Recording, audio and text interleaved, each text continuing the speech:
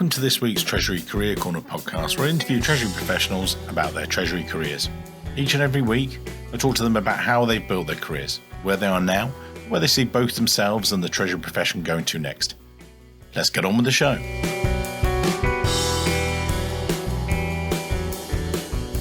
In this week's show, delighted to be joined by the amazing Séverine Le Blévennec, one of my lovely friends. She is now the Global Head of Treasury at Aliaxis. We caught up with her last time when she was at Honeywell, and you can hear that in a separate show. We'll put that in the show notes. I was due to do a quick 5-10 minute chat with her about her new role. It wasn't 5-10 minutes. It was an amazing whole standalone podcast episode in and of itself. She was amazing. She's so giving. Amazing lady. Just so you know, she's Global Head of Treasury at Aliaxis. They're a global leader in advanced piping systems, but for all kinds of uses. So building infrastructure, the lot. Company provides communities around the world with innovative solutions for water and energy. We touched on that a little bit, but more about the move across. It was 3 years to the day when we spoke. Crumbs, that was amazing. Honeywell, she was there, then she made the move. Just such a wonderful, wonderful guest. Such a wonderful lady. She's joined me on a couple of other panels. I'm just grateful for her time and her friendship. She's a wonderful lady. And let's get on with the episode. You guys are going to love this just as much as I love this lovely lady. So over to Séverine. Yes, two major things to me. First, we survived COVID, which is in itself an achievement. Clearly, technology helped us go through this crisis. We were ready to push on a button and we could work remotely. From a technical standpoint and operational standpoint, obviously, emotionally, I think none of us were ready. But overall, we could show the resilience and how technology and systems and having mature processes give you a good level of resilience. And then second big thing is that I decided to join Aliaxis and leave Honeywell after 15 years of, I hope, good service. So I'm really, really proud and happy. So I've become the treasurer of Aliaxis, which is a Belgian company. To be honest, I didn't know them because it's a private company. They tend to, in the past, they used to be a bit more private and a bit more secret, I would say. Surprisingly, the company is 4 billion turnover and with huge growth, a very, very good culture match. Big change for me to switch from an American company, European, Belgian company. Also, our CEO is from American origin, and we can feel it, that he's trying to bridge that culture gap. Yeah. So, big change. Why did they bring you in? Were you was a Treasury there before, or what was the sort of the shift for them to bring in someone of your stature? You know, you've got big company Treasury in your back pocket, and they bring you into a private company that, and again, just talking about our piping systems, water, things. Why did they need someone with that depth of Treasury knowledge for a private company? Before I joined, there was a treasurer, but there wasn't a global treasury organization. Right. So the treasurer was essentially focusing on debt financing. It was someone who had evolved a bit later in his career into a treasurer role. For a number of years, they were aware that they had to set up a global treasury organization and to leverage technology. They had made a number of studies, analyses, but basically they didn't know where to take it. Yeah. I think they, at the same time, given that they are implementing a new ERP S/4HANA at the HQ and in the main region, which is North America, they realized that we need to do something about it, especially given the growth and sophistication of the company. Since I joined, we obtained a rating, we issued our first bond. We have really huge organic and inorganic growth prospects. At some point, they really wanted someone who could build a treasury from scratch. We had been in discussions for a pretty long time, close to 1.5 years, to be honest. And for me, great opportunity, but initially I was not convinced, and it was not the senior management was not the one it is now. I was not really feeling that they had really realized that I would be requesting major investments to do that, right? I was hesitating, right? Until the management got really settled, that we would really know for sure who were going to be the new CEO, who was going to be the CFO. I could talk in extent. I think we had maybe 8 or 9 hours of discussions, me and the CFO, before I decided to join. And I think probably after half an hour, it was clear for him that he wanted me to join. But so we kept in contact. So pretty unusual as a hiring process, probably. But given given all the changes in the company, I think it was very, very important for me. I didn't go and seek a title or better salary. I mean, of course, all this goes hand in hand. What I wanted is really the empowerment, the ability to build something and making sure that I could get the resource associated to it. I've been absolutely spoiled, but I think it was good for me to wait to come at the time that the company was mature enough, do those long-term investments, which require time, money, support. It's not easy. It's really coming together at a time where the company is converting from a holding company with big, small subs all over the world into a real multinational with a real head office and head office functions. So at the same time that we are taking the company away from the 19s where they were stuck for treasury, we are also getting more maturity in all the other functions. I think in the last 2 years, I don't have the exact metrics, but more or less the head office has doubled capacity. Wow. So we hired people in all the functions, treasury, communications, FP&A, IT, tax. Every department has been developing, which gives a kind of an atmosphere of kind of scale up, right? Yeah. But still, we have huge growth. We have excellent profit, which help us fuel that. The best of both worlds, right? A company where we can invest, we can have the long-term view, and at the same time, we have a lot of agility, flexibility, people that are new in their function. So we build that together. We build those ties. Often I have to reach out to a function, ask a question, and all right, yeah, we didn't think that we had to have a service like that. So, okay, let's work together on building something. So I need their support. I'm quite intense on the help I need from the various functions. There is a really, really very positive energy all around in the company. And Séverine, you mentioned that they'd done studies about an ideal treasury structure, and obviously you'd had your own ideal treasury structure. We've talked about this in the previous program and the best way to do it and things. When you walked in, did you just take one of their plans off the shelf and just amend it yourself, or did you say, guys, this is how we have a treasury? Because how are you structuring it? You've seen best in class. You've structured that and restructured it up and down over many years. So you now got that sort of, again, this is for some of the listeners. They've said in the past, one of the guys said he was listening to some of our past shows and listening to treasurers such as yourself and say, right, focus on this, then do this, and this is your framework. Boom. And he was loving it. We will at some stage have an ebook of some of these tips. What did you do? It was quite funny. When I joined, given this full ERP project, they were implementing SAP. And literally the day before I joined, and it was not related, the day before I joined, they had sent a RFP out to implement a number of modules in SAP. And that included the treasury module of SAP, which to me is really the example of the wrong good idea. Right? And I have all respect for SAP. It shows like that the previous treasurer had really no vision where to go. So in 3 days, I told them, I'm sorry, but this won't do it. It's just we stopped that RFP. So yes, I had ideas of what I think is the ideal treasury, and I think it should be managed. But to me, there is no single technology which in itself is magic, or it's not about buzzwords. What makes it a good technology and what really brings where innovation can bring value is when your technology is really anchored in your reality, your problems you want to solve and what you want to achieve. I've embarked on a journey where I started collecting massive amount of data, and I got the support from the PricewaterhouseCoopers team in Treasury, which really I have the A team here. I'm very spoiled. But really, my first thing, even before I'm on board in them, is really to speak, to find who were doing treasury. Nobody could tell me. When I ask, okay, I'm global head of treasury. Who are the people doing treasury in the world? Well, we don't know, right? Ask the CFOs, right? So I had to dig out, and I built up a long interview. It took like 8-9 hours per region to really go through. And then I went like an onion, right? Peel the onion and get to really understand ever more volume of the flows, the systems, the connectivity, what goes well, what goes wrong, how are they complying with the very weak policies that we had in place, etc., etc. And with that, I decided, okay, what do I want my treasury to be doing here? You will know very well, knowing our industry like nearly no one else, that from one function to another, even with the same title in treasury, can be very different from one company to another. I had really that flexibility and that luxury to be designing, okay, what is the scope of my treasury? Yeah. What do I want as a model? What do I want as a role for the central treasury, for the regional treasury? So I worked on that.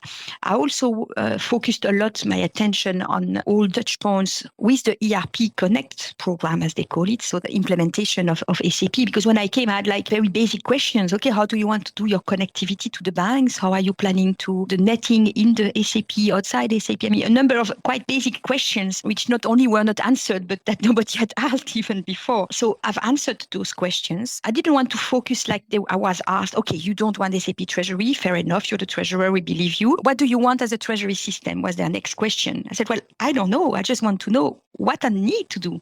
So I did all these analysis. And from that, even before selecting my system, I designed what I wanted to be on the basis of the knowledge of the company and my treasury operating models, what I wanted to be my full technology ecosystem. Not just which TMS or no, I built my full technology ecosystem, which is what the role for the TMS, a payment hub, number of fintechs that I want to connect, what kind of data I want to exchange from one system to another, so that I really know what is my vision and where I'm going to, and that I can select systems that are really compatible with each other and that can really talk to each other the best manner. So of course, I cannot implement 100% at the same time. There are things that's the implementation step. But first, you want to know where you want to go. And my technology ecosystem has been really the backbone of the start of my transformation. Only then did I launch an RFP for a TMS, a RFP for a payment hub, a RFP for a bank account management system, which are the first three systems we are implementing. As well, we are also implementing SWIFT as connectivity for our bank with the SWIFT Service Bureau and the whole flavor. But obviously, it was clear that these are the first steps. But knowing where I want to go to and what I want those systems to be exchanging data between systems, which is often, a good system in its own, it's completely not connected. It's just a database. Once you start to connect systems between each other, then you really unlock value and have real strong static data management, which then allows you later to leverage data to take good decisions. That was my approach. And then obviously I built my transformation roadmap, not only on the technology side, but also on other aspects, like how do I want my team to be structured in the short term, middle term, long term, all the governance, right? I've been reviewing already all the payment processes in the company to reduce the risk, design really to be models for the systems that I'm implementing. I'm working on, of course, all my policies, setting up in some cases some new policies, trying to see, of course, a business case which can derive from that. And from the business case, then you see where are the biggest benefits and you can start developing your roadmap, right? So, of course, first objective of having cash visibility, setting up a true liquidity structure so that I can set up my priorities. But everything is really driven by a good view of what will be my end state, but not my end state as just coming from my experience and knowledge of the market. Of course, that was a great input, but really anchored in the reality of the company and what this company is able to absorb in terms of efforts to get there, where I can really unlock the value the quickest and the strongest. I want to ask you about reality. You've got on, say, you haven't here physically, but you had this amazing roadmap. I'm going to say it's all the pipes, because this is what you do. Aliaxis, as people may know, is a global leader in advanced piping systems. I know, I've linked it there. But that wasn't actually what was occurring to me. It was that the fact was, so when you're in Honeywell Treasury, how many were in Honeywell Treasury Europe? From 9 to 7 over time. Right. And when you came in, it was solo. You were starting it. Yes, you had some support from people, but you've shown all these people, all this pipe work, but it's you originally. And yes, maybe you have a couple of people to help you. But what was the reality of then to a new treasury setup, if you like? These people, you've said, guys, we've got to connect this and connect this and connect this. And you're looking around the room. And I've done it before when gone through various things. And I'm looking around the room. Oh, there's no one here. It's me.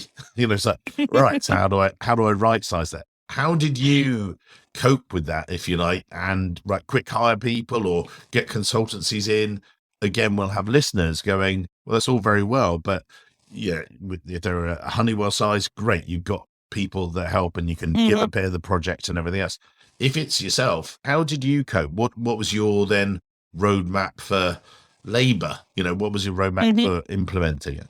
I have to say that when I joined, actually the former treasurer was supposed to be reporting to me, but in fact he didn't accept this change of org chart. So he didn't talk to me for his last few months that he was there. I couldn't count on him, that's one thing. Now, a lady was reporting to him, and brilliant lady.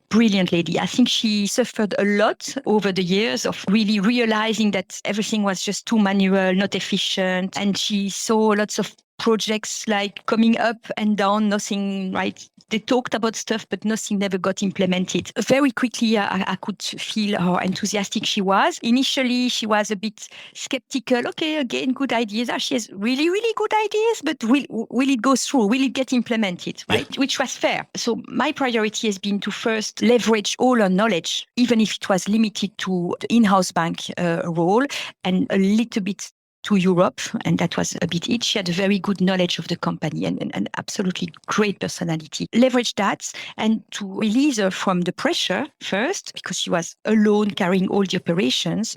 I leveraged a person who had been working as an independent consultant, trying to help on technology, but again, not with a good alignment with the former treasurer and whatever, but very helpful person. So my focus has been to decrease operational risk and have him document the actual processes so that if this lady would go for a health issue, the operation could continue.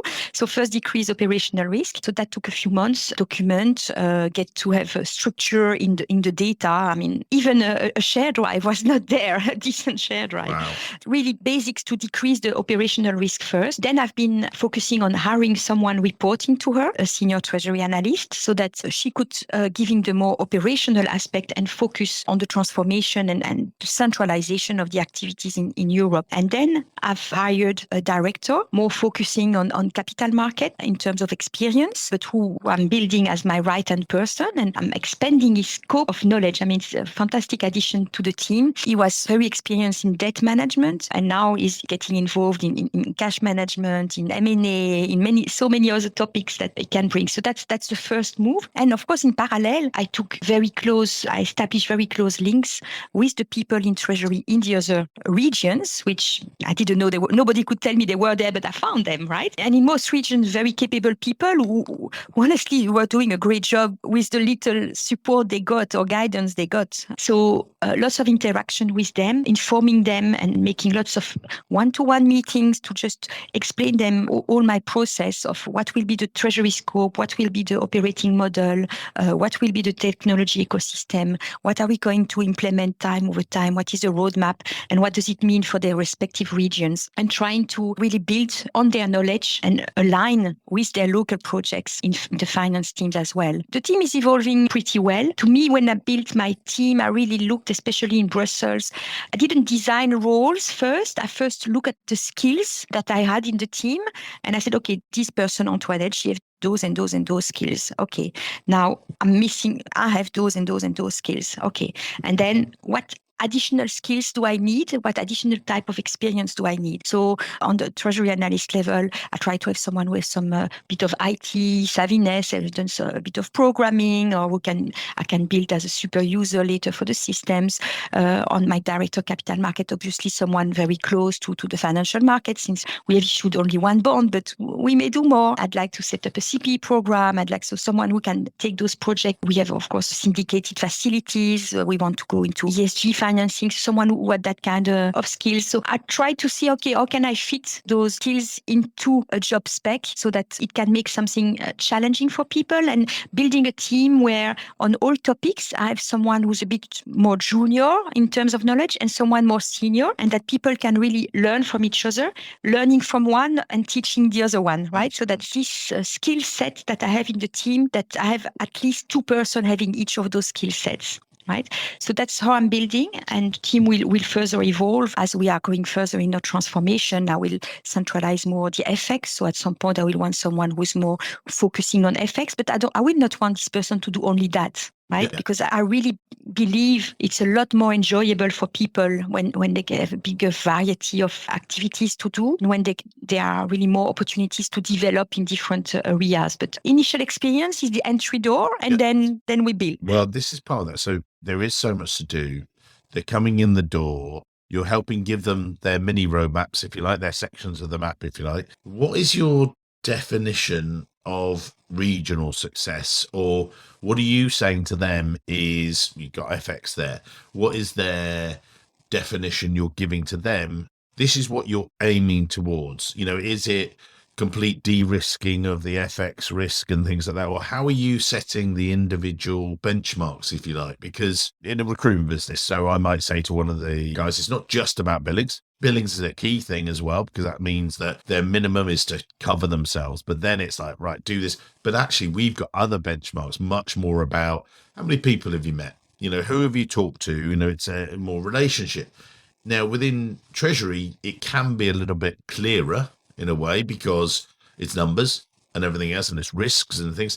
But how are you doing it for some of the different members of the team, perhaps? To me, first, we have also the wealth of knowledge of the PwC team supporting us on our journey, which is, of course, additional great opportunity for my team members to be learning from, right? Giving structure in their learning. To me, what I really expect from the team members, it's not so much about figures, because yes, Treasury is about figures, but that's the basic. What I want them to be is really that they understand that we are here to support the business and our expansion. And for that, what is really important is to build agility, scalability, and really build a true function that everyone will think, oh, we do something, oh, let's call in Treasury, right? So it's really establishing this credibility of the function, so that we are involved early in the process and can really a much better job at supporting the business. So it's really more the service-orientated stuff. Of course, there are metrics. I want to diminish the global debt level because we have too much cash. So I'm setting up new liquidity structure that will, of course, diminish the cost of carry. I will diminish in terms of FX. I want to diminish the realized FX benefit or loss in terms of, yes, there are objective KPIs, but what is really important to me is really to bring this long-term view. We want to be at the heart of the finance organization, right? Connected very closely with the tax team, M&A team, CapEx team, and also developing that knowledge in the regions, right? So I'm completely, instead of having a number of independent small treasury here and there, I want us to work on the common set of policies, system, processes, but with the focus of the region being on the data quality. That means we're going to build all kinds of interfaces, but then they will connect with the business and audit what has been interfaced to make sure that if there are this subtlety, and then performing some local trades, but within the framework that we have designed. I want to decrease counterparty risk, which was, for instance, not at all managed. There wasn't even the concept of a counterparty risk. Wow. So I want them to understand that compliance to the new policies is a must, right? But we will work with them, because I cannot just set up a new policy and say a week later, what? You are not compliant with my policy, right? So it's really building those partnerships with the different regions. And that's what I expect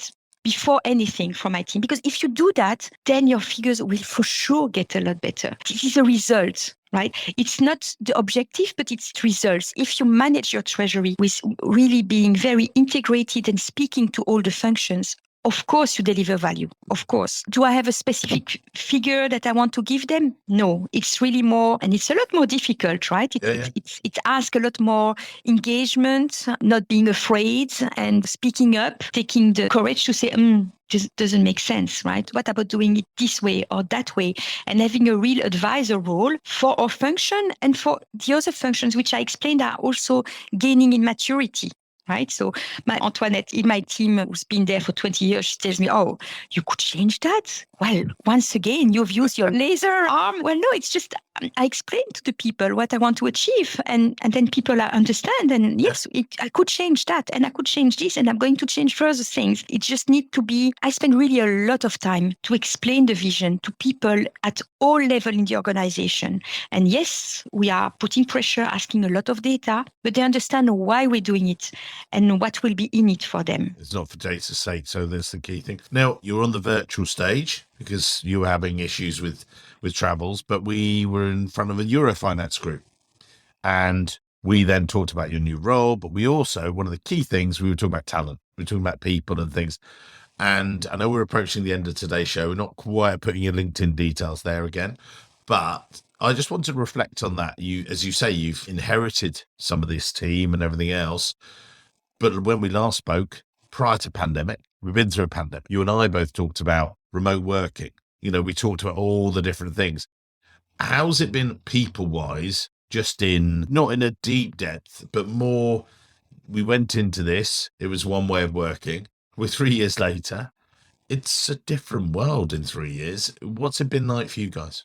Well, when I joined the company, it was still full remote working, right? So I got my computer, I was at home, all my introductions with the various functions in remote. But I think they've done it quite well. They've organized for me a 1 hour meeting with each head of function so that we could get to know each other. So to some extent, maybe more time than if I had been live and crossing people a bit less formally. Now, luckily, a few months later, we could return to the office. And initially, I was coming here because I thought, okay, I'm going to meet the people, and some days I didn't meet anyone all the day, so it was sometimes a bit strange. Now I can see that generally at Aliaxis, people are a lot in the office because of all those projects going on, where a lot of interaction. For my team, we have contracts where we may work 2 days per week from home, but it's absolutely flexible. In practice, it's really when we have those design session interactions, where we have meetings, where we have 4, 5, 6 training, etc. I mean, we just come to the office. If it's just an up-to-date call for an update of a few points or less strategic and so on, then we can do it from home. It's not really a question. It's very natural. I have to say that my team members don't live far away from the office, neither do I, so it makes it, of course, easier. But to me, it's more, if you come to the office, then there should be a reason, right? You should understand that. And here it's so obvious that we want to be to the office. So it's just depending on where we are on certain projects. There can be weeks where we'll be more away and weeks where we are there every day. It's just natural. It's just not a difficult topic, I have to say. Amazing. I've taken loads of your time today, but I think people will have had amazing value before, amazing value now. We're going to re-wrap up. We'll put your LinkedIn details in the show notes so that people can connect to you in your new role. But reflecting maybe an iteration with 3 years later and everything else. But what takeaways? I thought there was some great stuff in there about the definition of success and data quality and everything else, which people will lovely, take away. But what final words are you going to give to people today, Séverine? Over to you. I really love the values of Aliaxis, which we have changed recently, which are to dare, to care, and to deliver. And I have a great alignment with those. To dare is, yes, push yourself outside of your boundaries, challenge status quo, raise the questions, the difficult questions, and dare to experiment, right? To care is respect the people. Don't be a big machine crushing people because you don't do anything without them. So it's caring about your staff, caring about your stakeholders, caring about balance of relationship. Safety is a value number 1 at Aliaxis, and it goes well beyond that, right? It's safety, it's well-being. I think we can work very hard and still care for our people and make sure that they are happy to come to work and deliver. Yes, ultimately, we want to achieve something. Yeah. We have those aspirations on what should be our role, what should be the treasury, and knowing that we want to deliver. And luckily, after some months where we've launched all our projects, now in the coming weeks, we have a number that come to an end, and that's a good opportunity to celebrate. And so, yes, deliver is what we want to do, but this, to me, is the result of putting everything in place. If you put people with a clear vision, that you give them the means, the tools, the investments to achieve that vision, and that you respect them and want to make sure that they develop at the same time as the company develops, of course you deliver. Of course you do. I mean, I've heard some interesting, should we say, i.e. rubbish company mottos. I love that. Dare, care, and deliver. Whoever made that up, yeah, it's amazing. Thank you. Well, I look forward to seeing you in reality. Next week, we're going to be meeting up at a conference, which will be absolutely brilliant. But continue delivering and don't carry on working around daring and caring. I think it's just great. What a great way to wrap up today's show. You're an absolute superstar. Thank you very much for your time once again. You're always so sweet. Thank you very much, Mike. Have a good day. Bye-bye. Bye. Hello, it's Mike here again. I hope you enjoyed this week's show. If you did, then maybe you want to follow the show or subscribe depending on where you listen, whether that's iTunes, Spotify, or another great place to listen to the show from. It's totally free and means that you'll be the first to see each and every week when we release a new show. And maybe whilst you're there, you could even leave a quick review. Reviews and ratings are among the most important metrics for a podcast to effectively rank. And as you can probably appreciate, the podcast is a lot of hard work to produce every week. It'd be amazing. Just take, say, 20 seconds, leave a quick review of my amazing guests and their great career stories. We'd really appreciate it. Thanks very much, and I can't wait to see you soon.